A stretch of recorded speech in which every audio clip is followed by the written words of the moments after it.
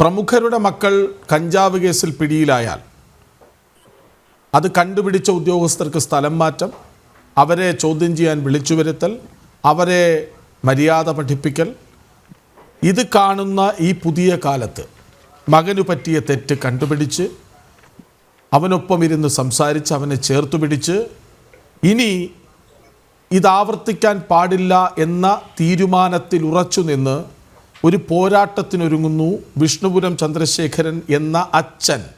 ആ വാക്ക് ഞാൻ അടിവരയിട്ട് പറയാൻ കാരണം ഇത് രാഷ്ട്രീയ വഴിയിലേക്ക് പോകേണ്ടതില്ല എന്നതുകൊണ്ടാണ്. ഈ അച്ഛനും മകനും ഒരു മാതൃകയോ?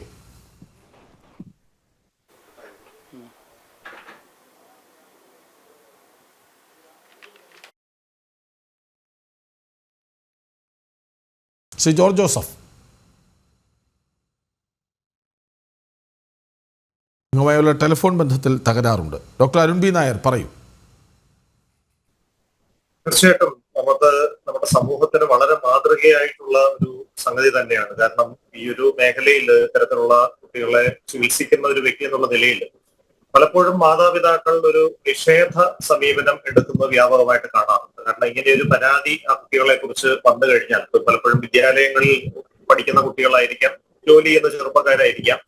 ഇങ്ങനെയൊരു സംഗതി വന്നു കഴിഞ്ഞാൽ അത് തന്റെ കുട്ടിയെ മോശക്കാരനായി ചിത്രീകരിക്കാൻ വേണ്ട ഒരു ഗൂഢാലോചനയുടെ ഭാഗമാണെന്നുള്ള മട്ടിൽ നിഷേധാത്മകമായിട്ട് ഉള്ള സമീപനം പൊതുവെ മാതാപിതാക്കൾ എടുക്കുന്നതായിട്ട് കണ്ടിട്ടുണ്ട്.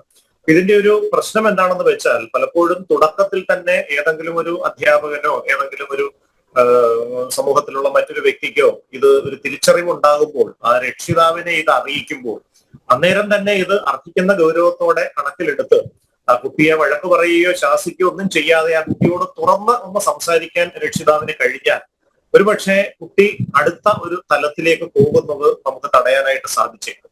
പക്ഷെ അതിന് തയ്യാറാകാതെ ഒരു നിഷേധാത്മകമായ ഒരു സമീപനത്തിൽ എന്റെ കുട്ടി ഇങ്ങനെ ചെയ്യില്ല എന്നുള്ള ഒരു സമീപനത്തോടു കൂടി പലപ്പോഴും മുന്നോട്ട് പോകുന്നതാണ് സൂചി കൊണ്ട് എടുക്കേണ്ട വിഷയം പിന്നീട് തൂമ്പ കൊണ്ട് എടുക്കേണ്ട ഒരു അവസ്ഥയിലേക്ക് കാര്യങ്ങൾ ചെന്ന് എത്തിക്കുന്നു. ശരിക്കും പറഞ്ഞാൽ തങ്ങളുടെ കുട്ടിക്ക് ലഹരി വസ്തു ഉപയോഗിക്കുന്ന ഒരു അവസ്ഥ വന്നാൽ ഈ ഒരു അറിവ് അല്ലെങ്കിൽ ഇൻഫർമേഷൻ കിട്ടിയാൽ എന്ത് ചെയ്യണം, എങ്ങനെ പ്രതികരിക്കണം എന്നുള്ളതിനെ കുറിച്ച് മാതാപിതാക്കൾക്ക് പൊതുവെ ആശയക്കുഴപ്പമുണ്ട്.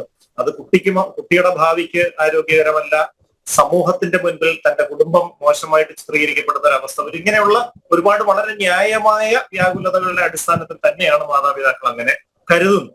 പക്ഷെ അങ്ങനെയുള്ള മാതാപിതാക്കൾക്ക് തീർച്ചയായിട്ടും ഈ ശ്രീ വിഷ്ണുപുരം ചന്ദ്രശേഖരൻ ഒരു വലിയ മാതൃകയാണ് മുന്നോട്ട് വെച്ചിരിക്കുന്നത്.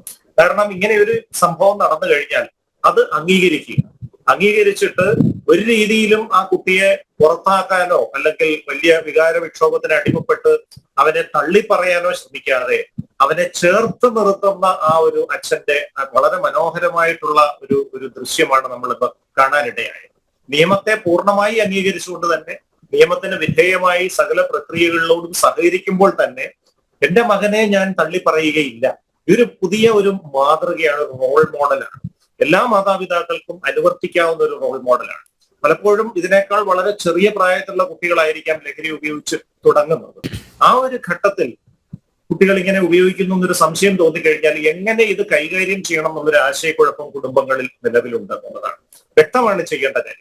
അങ്ങനെ ഒരു കുട്ടിക്ക് ഒരു പ്രശ്നമുണ്ടെന്ന് തോന്നിയാൽ ആ കുട്ടി പല കാരണങ്ങൾ കൊണ്ടായിരിക്കാം ഇതിലേക്ക് പോകുന്നത്. 2-3 കാരണങ്ങളുണ്ട് ലഹരി ഉപയോഗത്തിലേക്ക് പോകാനായിട്ട്. ഒന്ന്, സമപ്രായക്കാരുടെ സമ്മർദ്ദമാണ്. ഒരു സുഹൃത്ത് വലയത്തിന്റെ ഭാഗമായിട്ടിരിക്കുമ്പോൾ സുഹൃത്തുക്കളെല്ലാം ഇത് ഉപയോഗിക്കുമ്പോൾ അവരുടെ സമ്മർദ്ദത്തിന് വഴിപ്പെട്ട് ഇതൊന്ന് പരീക്ഷിക്കുന്നു. കാരണം ഇത് വല്ലപ്പോഴും ഒന്ന് ഉപയോഗിച്ചാൽ കുഴപ്പമൊന്നും പറ്റാനില്ലല്ലോ എന്നുള്ള ഒരു ചിന്തയുടെ അടിസ്ഥാനത്തിൽ ആ സൗഹൃദത്തിന്റെ ഭാഗമായി, സുഹൃത്ത് സംഘത്തിന്റെ ഭാഗമായി ഇരിക്കാൻ വേണ്ടി ഇത് ഉപയോഗിച്ചു തുടങ്ങുന്ന ഒട്ടേറെ ആളുകളുണ്ട്.